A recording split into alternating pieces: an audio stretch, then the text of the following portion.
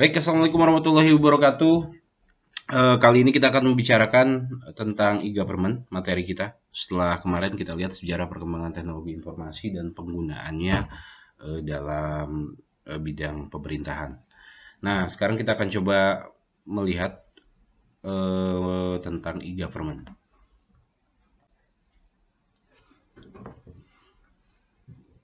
Di awal pertemuan kita sudah menyinggung tentang bagaimana pemanfaatan teknologi informasi itu adalah lebih dulu berhasil dimanfaatkan oleh sektor swasta, oleh sektor private, ya private sector. Nah, perkembangan teknologi komunikasi dan informasi memang memberikan perubahan luar biasa bagi private sector.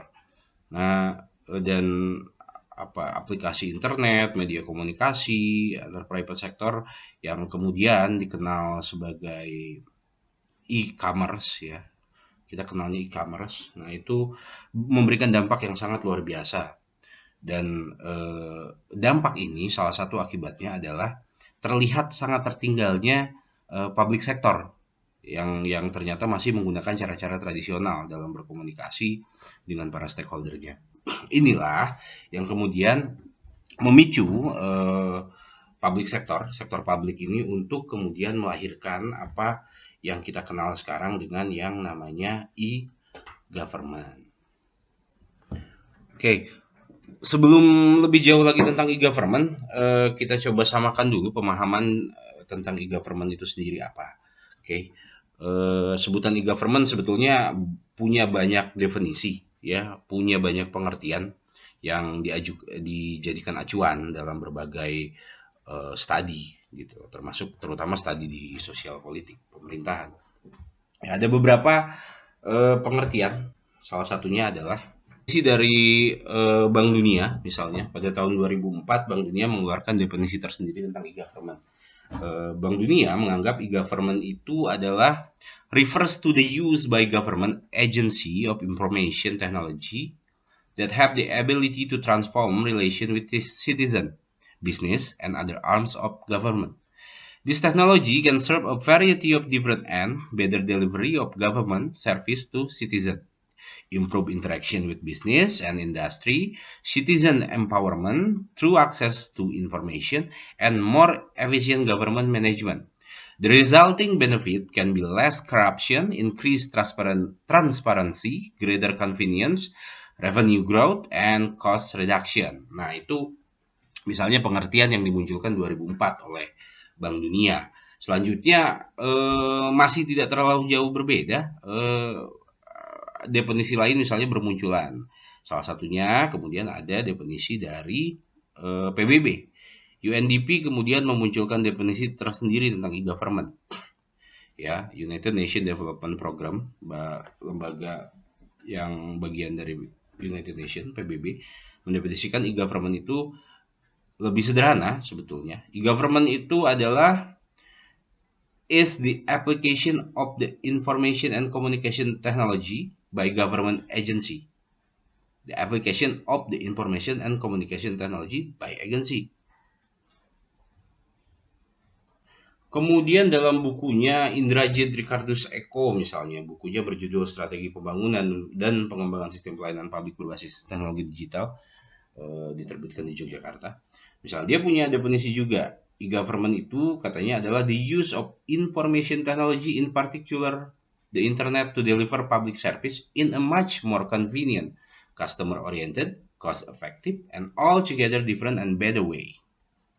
Nah, sedikit banyak lebih mendekat kepada definisi yang dimunculkan oleh UNDP. Selain beberapa definisi di atas, definisi sebelumnya itu ada banyak definisi lain. Kalian gampang menemukan itu, misalnya di internet. Nah, cuman pandangan yang sama adalah e-government kemudian dipandang sebagai cara bagi pemerintah untuk menggunakan teknologi baru untuk melayani masyarakat, sehingga munculnya ketersediaan akses terhadap informasi dan pelayanan pemerintah dengan nyaman. Gunanya apa? Gunanya untuk melakukan peningkatan kualitas pelayanan dan menyediakan kesempatan yang lebih besar dalam berpartisipasi pada proses dan institusi demokratis. Secara umum dapat ditarik sebuah kesimpulan penting dari penekanan definisi-definisi di atas atau yang mungkin bisa kalian temukan juga di media lain misalnya. Ya, e-government itu kalau disimpulkan adalah penggunaan teknologi informasi dan komunikasi terbaru oleh pemerintah untuk memberikan pelayanan yang intensif kepada masyarakat, pelaku bisnis, dan lingkungan pemerintah dengan menggunakan aplikasi berbasis web. Diawali dengan aplikasi berbasis web melalui perubahan pada proses internal dan eksternal dalam rangka yang ingin dituju adalah pengurangan korupsi, peningkatan transparansi, kemudahan yang semakin bertambah, ujungnya revenue-nya nambah, ada peningkatan pendapatan dan reduce the cost. Jadi ada pengurangan ongkos, pengurangan biaya dalam penyelenggaraan pemerintahan. Oke, sekarang tujuan dan sasaran e-government itu sendiri. Nah, kalau melihat dalam kondisi real gitu kan, pada prakteknya, astaga mobil.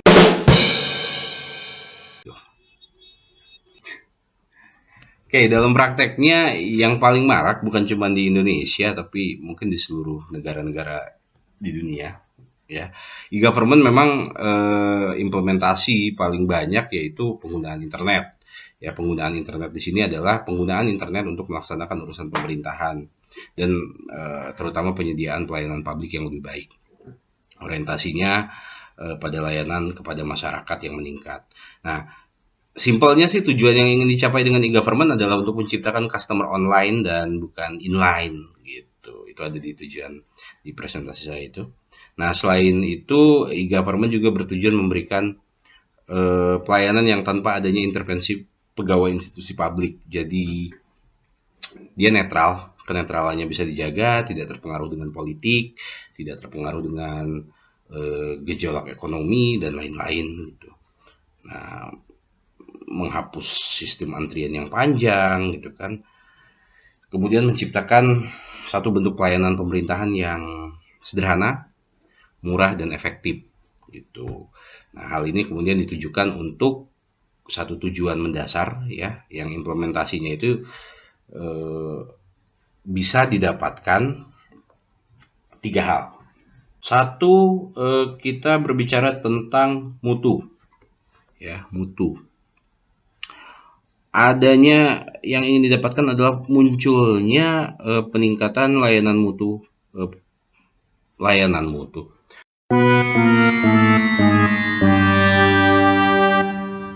Pelayanan publik ya, mutu dari layanan publik melalui pemanfaatan teknologi IT dalam proses penyelenggaraan pemerintahan. Nah, yang kedua, selanjutnya ada transparansi. Transparansi ini adalah terbentuknya kepemerintahan yang bersih, transparan dan mampu menjawab tuntutan perubahan secara efektif. Kemudian ada developing. Developing ini adalah terjadinya perbaikan ya dalam organisasi sistem manajemen dan proses kerja kepemerintahan. Nah, ini ada di blueprint sistem aplikasi e-government. Nanti saya akan share di Google Classroom. Kalian bisa baca di situ. Ya.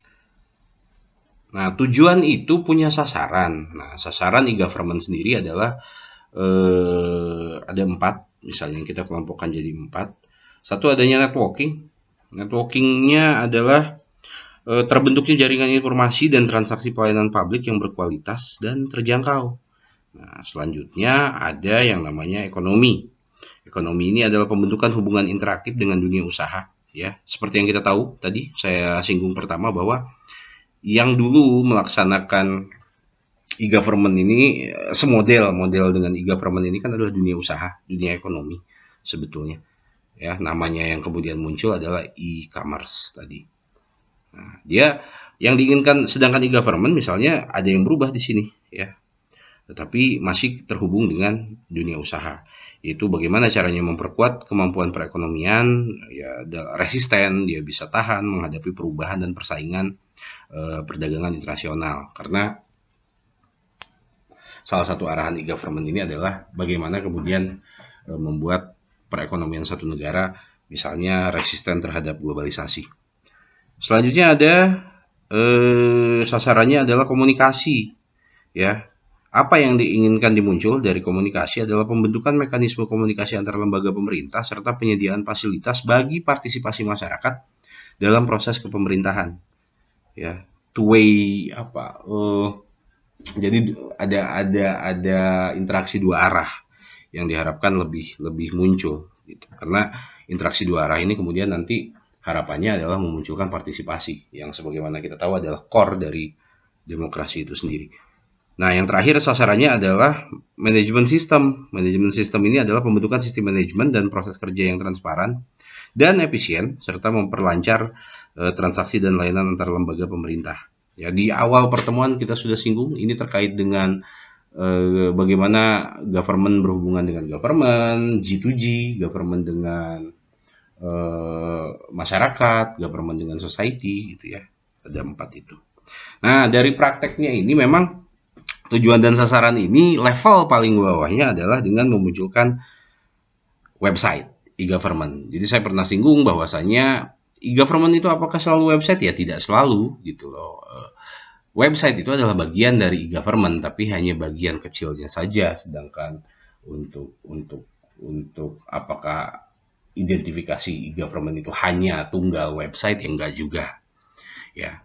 Nah, situs pemerintah daerah saat ini adalah salah satu strategi di dalam melaksanakan pengembangan e-government. Sebetulnya ini strategi yang paling gampang, paling dasar, ya, yang secara sistematik realistis lah untuk dilakukan, ya, terukur, bisa terukur. Pembuatan situs pemerintah daerah sekarang ini adalah dianggap tingkat pertama dalam pengembangan e-government dengan sasaran agar masyarakat dapat dengan mudah dapat akses kepada informasi dan layanan pemerintah baik di tingkat pusat ataupun daerah. Nah, nanti serta ikut partisipasi di dalam pengembangan demokrasi dengan menggunakan media internet. Jadi kalau mau ngukur bagaimana apakah akan baik atau tidak baiknya e-government berjalan, ya memang untuk Indonesia paling sederhana adalah mengukur dengan diawali dengan bagaimana situs pemerintahan yang di level daerah itu dikelola. Kalau itu baik, itu bagus, optimisnya selanjutnya prosesnya akan menjadi baik juga.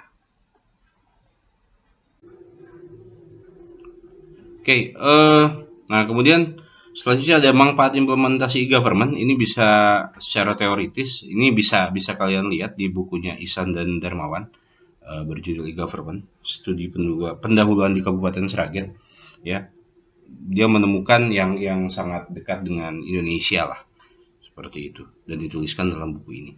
Nah, kemudian Darmawan dan Ihsan ini membagi manfaat apa dari implementasi e-gov itu jadi 6 manfaat. Oke, 6 ini terdiri dari efisiensi, 2 ada service, ketiganya ada public policy, keempatnya manfaat dalam ekonomi policy, terus yang kelima ada reformasi, dan yang keenam ada trust. Nah, baik, untuk penjelasannya, misalnya yang pertama ini adalah efisiensi. Government ini bisa bermanfaat untuk meningkatkan efisiensi. Jadi teknologi informasi dan komunikasi itu meningkatkan efisiensi dalam hal pemrosesan tugas misalnya dan operasi administrasi publik dalam jumlah besar. Nah, aplikasi berbasis internet bisa menyimpan data, bisa mentransmisikan data,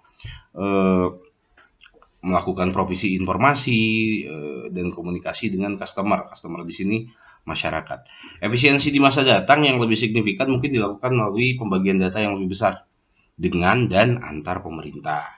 Selanjutnya ada tentang service. Nah, e-government dipandang menurut Darmawan bisa meningkatkan pelayanan service. Nah, jika pemerintahan ingin fokus pada pengguna mengimplikasikan bahwa seorang pengguna tidak seharusnya seperti struktur dan hubungan pemerintah yang kompleks dengan tujuan berinteraksi dengan pemerintah. Internet bisa membantu untuk mencapai tujuan ini, ya, menyederhanakan layanan. Dengan caranya dengan memudahkan pemerintah untuk muncul sebagai organisasi yang bersatu dan menyediakan pelayanan online. Nah, pelayanan e-government harus dibangun dalam kaitan dengan permintaan dan nilai untuk user sebagai bagian dari strategi pelayanan yang melibatkan banyak stakeholder, banyak saluran. Selanjutnya, yang ketiga ada public policy. Nah, di sini e-government dipandang mampu membantu memunculkan keluarnya satu kebijakan publik dalam hal-hal tertentu. Internet bisa membantu pemangku kepentingan, misalnya stakeholder ini bisa membagi informasi dan ide, ya. Maka kemudian internet kemudian berkontribusi terhadap bagaimana kebijakan itu keluar. Sebagai contoh, misalnya informasi online kayak sekarang ini kan menyebarluaskan penggunaan sebuah program pendidikan atau pelatihan misalnya.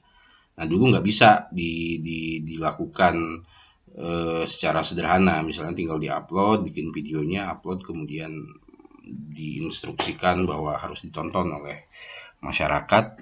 Kalau sekarang bisa, dan itu murah gitu. Nah, ini yang kita maksud sebagai pembagian distribusi informasi. Nah, pembagian informasi dalam sektor kesehatan juga misalnya bisa meningkatkan penggunaan sumber daya dan perhatian terhadap pasien. Dan pembagian antara pemerintah pusat dan subnasional juga bisa difasilitasi dengan e-government ini. Selanjutnya, dalam bidang pembuatan kebijakan ekonomi, misalnya economy policy, e-government dipandang mampu mengurangi korupsi, ya. Mampu mengurangi korupsi, bisa menambah keterbukaan dan kepercayaan dalam pemerintahan, dan ini bisa berkontribusi untuk tujuan kebijakan ekonomi. Dampak khusus mencakup pengeluaran pemerintah yang berkurang melalui program-program yang lebih efektif karena difasilitasi dengan internet, ya. Munculnya peningkatan produktivitas bisnis misalnya, karena ada ingat, bisnis sudah lebih dulu menggunakan lebih fasih dengan internet, ya, karena ada teknologi komunikasi dan informasi. Nah, ketika dua hal ini bisa direspon oleh pemerintah, artinya ini akan memunculkan penyederhanaan administrasi gitu antara dunia usaha dengan pemerintah. Hasilnya kan bisa memunculkan peningkatan ekonomi, karena ya administrasinya lebih gampang, informasinya dari pemerintah ke dunia usaha lebih mudah juga, sehingga bagaimana e-government kemudian bisa membantu untuk munculnya satu kebijakan ekonomi tertentu, tapi diawali dengan misalnya pengurangan korupsi tadi.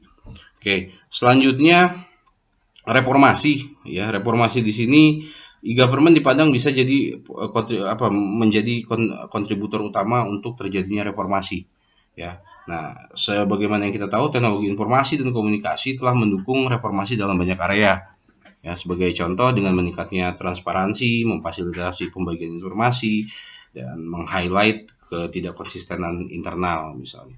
Nah, ketika ketidakkonsistenan internal ini artinya semua orang bisa melakukan evaluasi terhadap proses pemerintahan sekarang dengan internet, ya. Mahasiswa misalnya bisa tengok skripsi senior kalian, sangat banyak yang isinya adalah penelitian yang arahnya adalah melakukan pengukuran tingkat keberhasilan, evaluasi tersendiri terhadap bagaimana berjalannya pemerintahan, ya. Nah, evaluasi ini kan nanti memunculkan idealnya adalah memunculkan satu terobosan kebijakan baru. Artinya yang biasanya lambat, perubahan terjadi yang biasanya lambat bisa menjadi lebih cepat, ya, karena evaluasi terjadi setiap saat, masyarakat lebih mudah mengawasi misalnya, sehingga bisa muncul hal-hal yang baru dan lebih baik dari sebelumnya.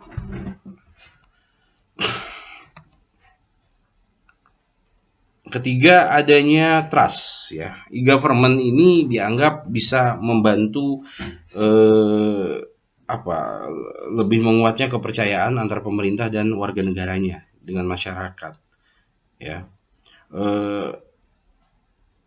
Dalam hal ini yang dimaksud dengan membangun kepercayaan antara pemerintah dan warga negara adalah hal mendasar untuk pemerintahan yang baik. Trust ini dibutuhkan. Misalnya kayak sekarang, bagaimana kita melihat fenomena sekarang dengan beberapa policy yang dikeluarkan, kan sebetulnya pemerintah ya memang untuk saat ini pemerintah sedang mengalami krisis. Kalau kita lihat ya fenomenanya di media, sedang mengalami krisis kepercayaan yang sangat besar. dari masyarakat terkait misalnya penanganan corona, bagaimana pengelolaan masyarakat menghadapi wabah global ini gitu kan.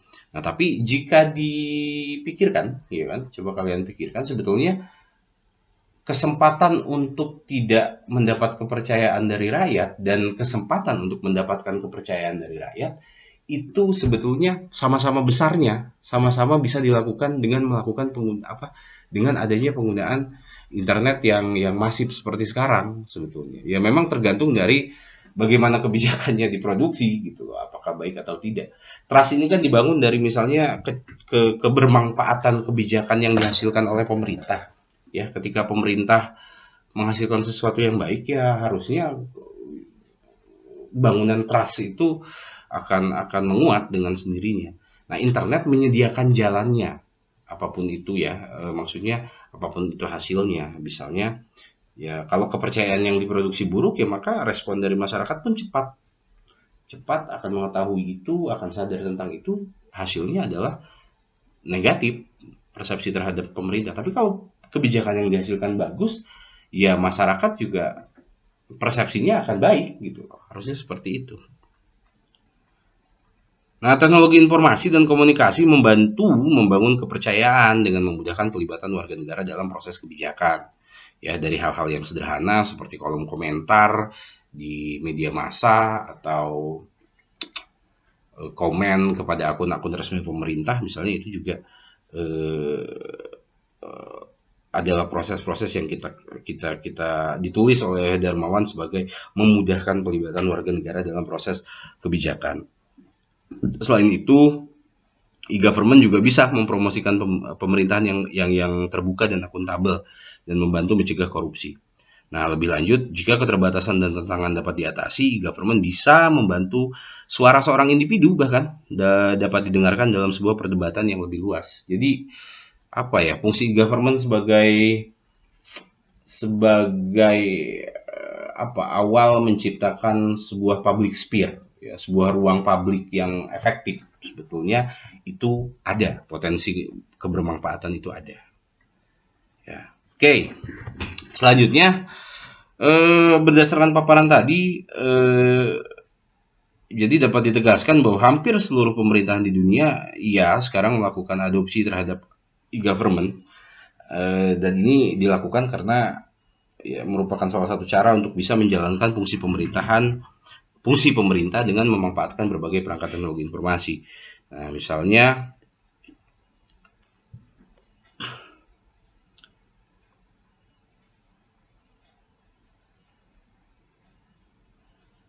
dengan cara pandang yang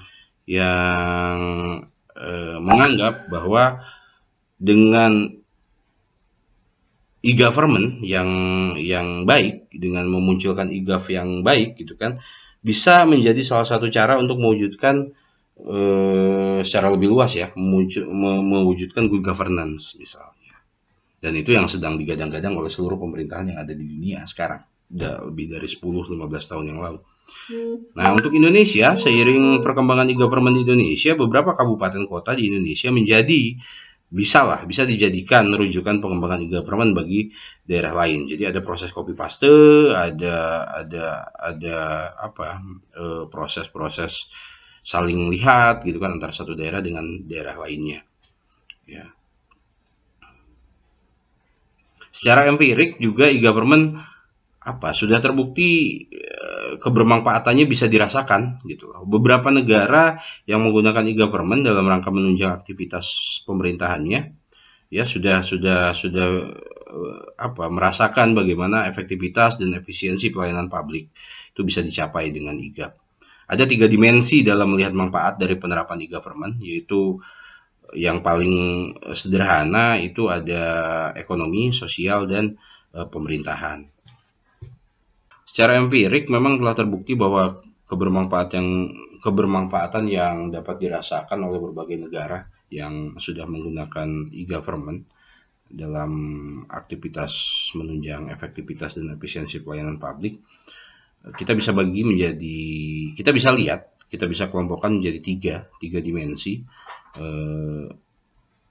secara lebih sederhana untuk bagaimana melihat bagaimana manfaat dari penerapan e-government tersebut. Nah, 3 dimensi itu ada, yang satu adalah dimensi ekonomi, ya. Dimensi ekonomi ini maksudnya kita melihat dari dua hal, efektivitas dan efisiensi, ya, di mana dalam dimensi ekonomi manfaat e-government diantaranya adalah pengurangan biaya transaksi. Ini efisiensi dan efektivitasnya. Kita akan lihat dari pengurangan biaya transaksi untuk kapasitas yang lebih baik dengan target pelayanan, peningkatan cakupan dan kualitas penyampaian pelayanan, dan meningkatkan kapasitas respon dalam mengatasi permasalahan isu kemiskinan, dan ujungnya adalah peningkatan terhadap pendapatan. Nah, yang kedua ada dimensi sosial. Dimensi sosial ini hal-hal yang berpengaruh terhadap masyarakat, society, ya. Dalam dimensi sosial ini manfaat e-government cukup beragam, bermacam-macam, dimulai dari penciptaan lapangan kerja, misalnya peningkatan sistem pendidikan, peningkatan sistem kesehatan, pentargetan yang lebih baik gitu kan atas pelayanan pemerintah, munculnya peningkatan kapasitas dalam penyediaan keselamatan dan keamanan, ya. Di beberapa kasus bahkan manfaat ini bisa dievaluasi, ya, dalam dalam istilah politik, dalam istilah politik lah, bisa dievaluasi. Nah, dan dapat dikuantifikasi dalam istilah keuangan. Jadi semuanya terukur sebetulnya. Ya, kebermanfaatan buat masyarakat itu jadi semakin lebih simpel, ya, untuk bisa diukur. Nah, yang ketiga terakhir adalah dimensi pemerintahan. Dimensi pemerintahan ini ya untuk sekarang adalah bagaimana e-government ini mencapai tujuan utama pemerintahan itu sendiri, good governance kan. Nah, manfaat e-government dalam meningkatkan tercapainya good governance dalam hal ini bisa muncul dari peningkatan keterbukaan, misalnya transparansi, akuntabilitas, atau ukuran demokratis, ya, dibandingkan dengan pemerintahan yang konvensional, dengan cara pengelolaan pemerintahan yang konvensional, tidak menggunakan internet sebagai tulang punggungnya. Nah, e-government juga dapat meningkatkan partisipasi masyarakat, ya, sehingga ya ujungnya adalah penguatan dari sistem demokrasi yang sudah ada. Selain manfaat dari sistem dari sisi selain manfaat, konsep untuk e-government kemudian semakin berkembang kesininya dan belum akan berhenti dalam waktu dekat, karena dia akan selalu mengikuti perkembangan zaman. Teknologinya berubah, maka e-gov ini akan ikut berubah juga. Permasalahannya juga berubah, dia juga akan mengikuti juga. Dia harus bisa beradaptasi dengan cepat terhadap perubahan-perubahan yang terjadi. Namun untuk sementara ada beberapa kecenderungan yang bisa yang dilihat, ya, dalam perkembangan e-gov dewasa ini secara umum, secara general, gitu kan. Nah, Indrajit kemudian dalam bukunya bersama Ricardo Sacco, Government in Action, kemudian membuat tiga bentuk perkembangan yang paling banyak terjadi secara umum, ya, di dunia, bukan cuma di Indonesia. Misalnya e-government ternyata mampu memunculkan 3 kecenderungan. Misalnya, satu, ada dulu hal-hal 3 ini dulu menjadi hanya impian saja, bagaimana pelayanan publik diselenggarakan oleh pemerintah, tapi ternyata dengan adanya e-gov hal ini bisa diwujudkan. Satu, ada non-stop service. Dulu kita nggak pernah membayangkan bahwa pelayanan pemerintah itu bisa berlangsung 24 jam, 7 hari dalam seminggu, gitu kan. Tapi sekarang ternyata bisa, ya. Masyarakat mempunyai kebebasan memilih, ya, jika bisa bebas memilih bila mana dan dari mana yang bersangkutan ingin berhubungan dengan pemerintahannya untuk melakukan berbagai hal, berbagai transaksi atau mekanisme interaksi yang diperlukan gitu kan selama 24 jam sehari, gitu. 7 hari seminggu bisa gitu ya. Di beberapa tempat, ya saya nggak tahu kalau di Indonesia apakah bisa seperti ini juga. Tapi di beberapa tempat sudah terjadi. Ya kalau di minggu yang lalu saya sudah berbicara tentang Estonia, kalian bisa coba cek apakah Estonia seperti itu bisa dilakukan gitu kan. Nah, selanjutnya ada masyarakat punya pilihan, service option. Masyarakat menjadi punya pilihan untuk menjalankan mekanisme interaksi sebagai masyarakat berhubungan dengan pemerintahnya, gitu loh. Ya, bisa memilih berbagai banyak akses ya, saluran aksesnya, baik yang sifatnya tradisional atau mau milih yang modern, mau yang konvensional ataupun yang paling up to date misalnya. Nah, hal ini bisa disediakan oleh pemerintah maupun kerjasama antar pemerintah, hasil dari kerjasama antar pemerintah dengan sektor swasta atau institusi non komersial lainnya gitu. Ada pilihan yang bisa disediakan kepada masyarakat untuk layanan gitu ya, mau yang konvensional mau yang modern gitu kan, tinggal mau datang langsung atau mau sekedar berinteraksi dengan website ya. Walaupun ini sekali lagi juga tidak bisa, kalau kita melihat Indonesia ini ingat ini bukan, kita belum langsung melihat Indonesia ini secara general sekarang perkembangannya seperti apa di seluruh dunia. Ini sudah bisa terwujud. Untuk Indonesia jangan disamakan ya. Nah, yang ketiga adalah kembalinya pemerintah merebut peran utama, center role ya. Kalau kayak misalnya orkestra musik gitu, pemerintah kembali ya dalam hal ini berperan sebagai koordinator utama gitu. Jadi konduktor kalau orkestra tuh yang pegang tongkat itu. Yang dia memungkinkan gitu dalam berbagai hal yang diinginkan masyarakat bisa terwujud. Artinya gini, yang bersangkutan akan membuat sebuah suasana yang kondusif agar terciptanya lingkungan penyelenggaraan pemerintah seperti yang dicita-citakan rakyatnya. Pemerintah itu bisa tidak ada tidak ada hambatan untuk bisa memenuhi apa yang diinginkan rakyatnya dalam hal pemenuhan pelayanan publik gitu. Dia bisa atur kembali sehingga membuat perannya sebagai center role utama, aktor utamanya kembali dapat. Dulu alternatif layanan itu biasanya kalau tidak bisa dipenuhi oleh pemerintah, maka masyarakat secara otomatis akan mencari alternatif lain non pemerintah biasanya, dan itu muncul ke pihak swasta. Kenapa? Yang terpinggirkan dalam soal pelayanan. Tapi dengan adanya IGAF, pemerintah punya kesempatan untuk kembali ke menjadi aktor utama ya. Jadi bukan cuman dia sebenarnya punya alat untuk menjadi aktor utama ya, policy, kebijakan, regulasi gitu. Tapi dengan munculnya IGAP dia punya tambahan kemampuan lain untuk muncul di tengah masyarakat, tidak hanya dengan dua kekuatan yang saya sebutkan sebelumnya, iya regulasi, policy, tapi dia bisa muncul dengan jadi center juga dengan membawa kemampuan dia dalam pelayanan. Karena dengan IGOP pemerintah punya kesempatan untuk memaksimalkan apa yang menjadi tugasnya, pelayanan publik. Oke, baik. Untuk sistem informasi kuliahnya kita cukupkan sekian. Maksud saya bukan untuk presentasinya saya tutup. Nah, selanjutnya untuk sesi diskusi saya buka di grup WhatsApp kelas. Silakan ya, ajukan pertanyaan, bantu menjawab pertanyaan. Pokoknya kita berdiskusi di sana. Sampai ketemu di grup WhatsApp, sampai ketemu minggu depan. Assalamualaikum warahmatullahi wabarakatuh.